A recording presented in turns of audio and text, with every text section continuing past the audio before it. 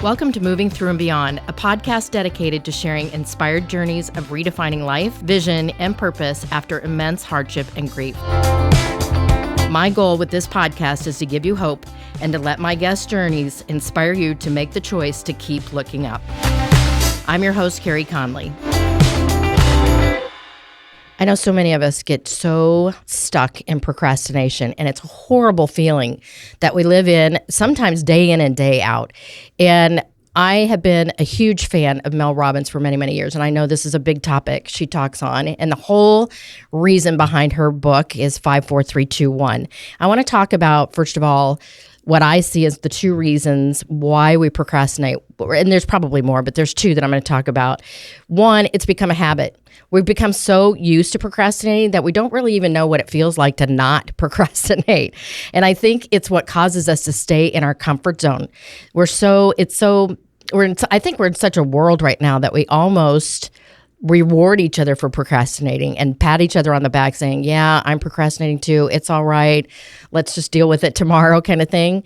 And I just don't think people realize how much it's become so ingrained in who we are that we're not really attacking it. I think the other real reason is that we're not really identifying the real reason we are procrastinating. Sometimes I think we are procrastinating because we just don't want to do that thing, or it just feels like it's too hard, when the underlying reason might be, maybe it's not something you're supposed to do at all. And I've talked about this before, that a lot of times we think that we should be doing something when in actuality, maybe it's not the right thing. We're really supposed to be doing that right now. And maybe that's God and the universe telling us, this really isn't for you. And I think sometimes we don't identify another reason being that we don't want to deal with the root cause of the pain of why we are procrastinating. Maybe it's something that you have to deal with that is, for you, a hard thing to work through. And so we kind of dance around it. So when Mel talks about how she got through procrastinating in a big period of her life when a lot of things were going wrong, she talks about something she developed called 5, 4, 3, 2, 1.